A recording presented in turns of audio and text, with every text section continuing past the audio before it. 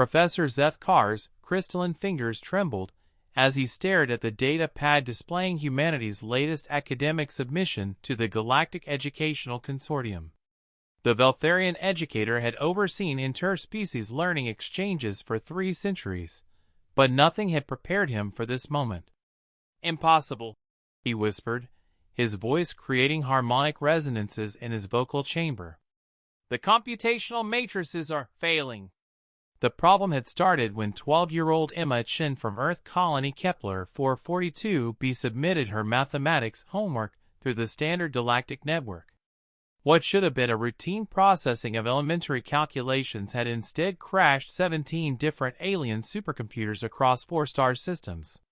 Dr. V.Y. Sesthin, the consortium's chief computational analyst, materialized via hologram beside Zethkar's desk. Her serpentine form coiled nervously as she spoke. "Professor, we've isolated the source. The human child's homework contains something our systems cannot parse." "Show me," Zethkar commanded, his bioluminescent patches flickering with anxiety. The holographic display materialized Emma's assignment, a simple word problem about calculating the trajectory of a baseball thrown on Earth. To any human student, it was elementary physics: mass, velocity, air resistance, gravitational acceleration at 9.8 meters per second squared. "The computational engines are rejecting the gravitational constant," V.Y. Sesthin explained. "They classify it as an error in the data input." Zethkar's triple-chambered heart skipped a beat. "What do you mean, error?" "According to our most advanced quantum processors, no planet could sustain life with such extreme gravitational forces. They're treating it as impossible input data and entering recursive loops trying to correct what they perceive as calculation mistakes." The implications crashed over Zethkar like a tidal wave. For decades, the galaxy had known humans came from a death world, a planet so hostile that most species considered it uninhabitable. But they had never truly grasped the mathematical reality of Earth's environmental extremes. "Pull up the complete Earth data file," he ordered with growing dread. The hologram expanded, displaying Earth's planetary specifications. Each parameter made Zethkar's skin shift to deeper hues of distress. Atmospheric pressure that would crush most alien physiology. Temperature variations that spanned ranges lethal to 89% of known species. And that gravitational constant, nearly 3 times stronger than any other world known to harbor intelligent life. "By the void," V.Y. Sesthin gasped. "How do they move? How do they think clearly under such crushing force?" But the revelation grew worse. Emma's homework didn't just involve Earth's gravity. It incorporated wind resistance calculations based on Earth's dense, corrosive atmosphere. The mathematics assumed casual exposure to solar radiation levels that would sterilize most planets.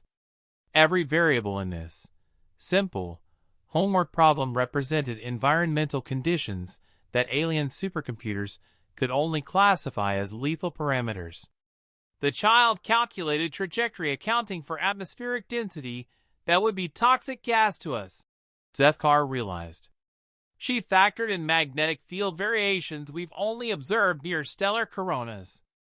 And she did this for fun? The homework contained other casual references that made the alien educator's consciousness real. Emma mentioned playing outside in weather that fluctuated 40 degrees Celsius in a single day.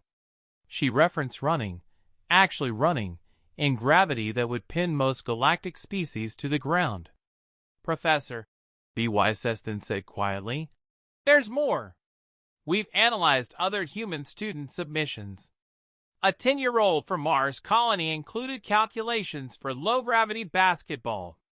Our systems interpreted the reduced gravity as a peaceful, normal environment. But then we realized Mars gravity is still 38% of Earth normal. These children consider an environment that would hospitalize our species to be low-gravity recreation." Zethkar stood slowly, his legs unsteady. The galaxy had always known humans were resilient, but seeing their casual mathematics had revealed a terrifying truth. These weren't just hardy survivors, they were walking impossibilities. Their children solved physics problems using environmental constants that broke alien supercomputers simply by existing. "Cancel all educational exchanges with human worlds," he whispered. "Sir, if their children's homework can crash our most advanced systems just by accurately describing their daily lives," Zethkar said, his voice hollow with realization, "what might their actual scientists be capable of?" The hologram flickered as Vysestin processed this thought. Across the galaxy, supercomputers continued crashing, unable to accept that somewhere in the universe, children played catch in mathematical impossibility and called it normal.